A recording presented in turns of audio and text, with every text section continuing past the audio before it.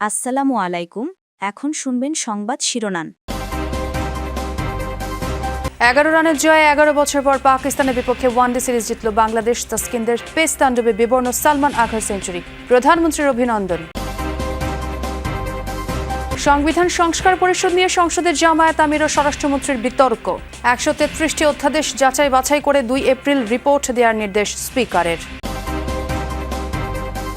Rationing বন্ধ হলেও feeling স্টেশনে তেল নিতে দীর্ঘ লাইন। মধ্যপ্রাচ্যের পাশাপাশি তৃতীয় কোনো দেশ থেকে জ্বালানি আনার কথা ভাবছে সরকার। হামলা পাল্টা হামলায় অগ্নিগর্ভ মধ্যপ্রাচ্য। ইরানের ইস্পাহানে আইআরজিসির সদর দপ্তরে বোমা বর্ষণ। আমিরাতের মার্কিন ঘাঁটিতে মিসাইল ছুড়ল তেহরান। আসসালামু আলাইকুম। এতক্ষণ দেখছিলেন সংবাদ শিরোনাম, এখন দেখবেন বিস্তারিত। বাংলাদেশ পাকিস্তান সিরিজের খবর। সিরিজ নির্ধারণী তৃতীয় ও শেষ ওয়ানডেতে পাকিস্তানকে 11 রানে হারিয়েছে বাংলাদেশ। ফলে 11 বছর পর পাকিস্তানের বিপক্ষে ওয়ানডে সিরিজ জিতল টাইগাররা।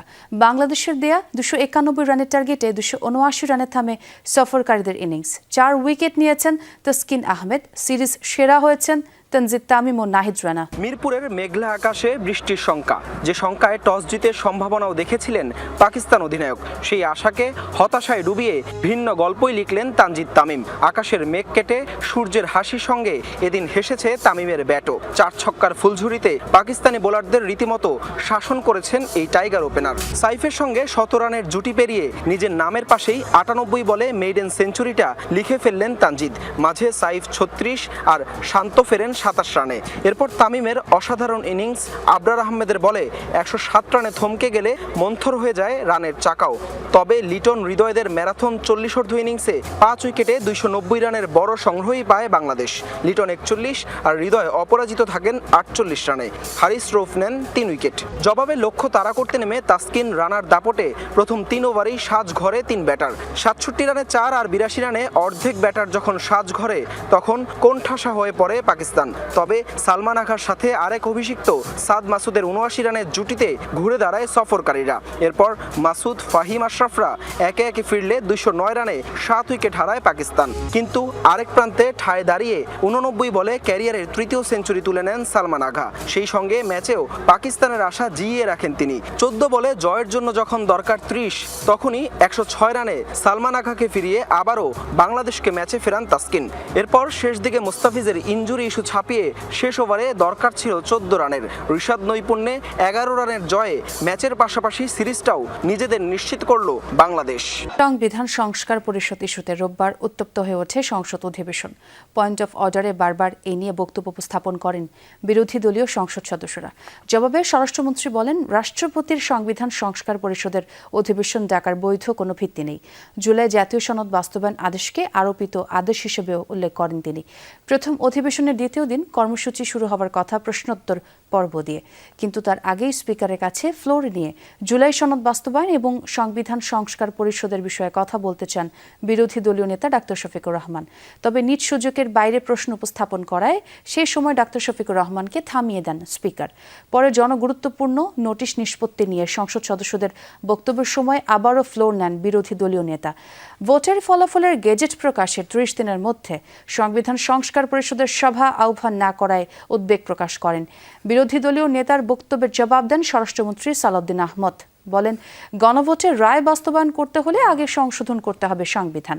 অধিবেশন মুলতবির পর বিরোধী দলীয় নেতা গণমাধ্যমকে বলেন, সংসদে এর সমাধান না হলে রাজপথে নামবে বিরোধী দল। যে পদ্ধতিতে জাতীয় সংসদের প্রথম অধিবেশন আহ্বান করা হইবে, অনুরূপ পদ্ধতিতে পরিষদের প্রথম অধিবেশন আহ্বান করা হইবে। আমার বিষয়টা এখানে কনসার্নের। আজকে 30তম পঞ্জিকা দিবস, কিন্তু এর মধ্যে এই অধিবেশন আহ্বান করা হয়নি। জাতির কাছে অঙ্গীকার করেছি যে জুলাই জাতীয় সনদ ঐতিহাসিকভাবে যেভাবে স্বাক্ষরিত হয়েছে, রাজনৈতিক সমঝোতার দলিল হিসেবে তার প্রতিটি শব্দকে আমরা সম্মান করি। সংবিধানে তত্ত্বাবধায়ক সরকার ব্যবস্থা ফিরিয়ে পূর্ণাঙ্গ রায় প্রকাশ করেছেন আপিল বিভাগ। বহুল আলোচিত এই মামলার পূর্ণাঙ্গ রায় বলা হয়েছে, সবশেষ অবসরপ্রাপ্ত প্রধান বিচারপতিই হবেন তত্ত্বাবধায়ক সরকারের প্রধান। রোববার বহুল আলোচিত এই মামলার 74 পৃষ্ঠার পূর্ণাঙ্গ রায় প্রকাশ করেন আপিল বিভাগ। রায় লেখেন সাবেক প্রধান বিচারপতি সৈয়দ রেফাত আহমেদ। রায়ে বলা হয় আগামী নির্বাচন থেকেই তত্ত্বাবধায়ক সরকার ব্যবস্থা কার্যকর হবে। আইনজীবীরা বলছেন তত্ত্বাবধায়ক সরকার গঠনে পরিবর্তন করার সুযোগ রয়েছে সংসদের হাতেও। 2011 সালে আপিল বিভাগের এক রায়ে পঞ্চদশ সংশোধনীর মাধ্যমে সংবিধান থেকে বাদ পড়ে তত্ত্বাবধায়ক সরকার ব্যবস্থা। এর মাধ্যমেই বাংলাদেশের রাজনীতিতে সংঘাতের সৃষ্টি হয় বলে দাবি বিএনপি ও জামায়াত সহ রাজনৈতিক দলগুলোর। 14 বছর পর বিএনপি, জামায়াত ও 5 বিশিষ্ট ব্যক্তির আইনি লড়াইয়ে 2025 সালের 20 নভেম্বর সংবিধানে তত্ত্বাবধায়ক সরকার ব্যবস্থা পুনর্বহাল করে রায় দেয় আপিল বিভাগ।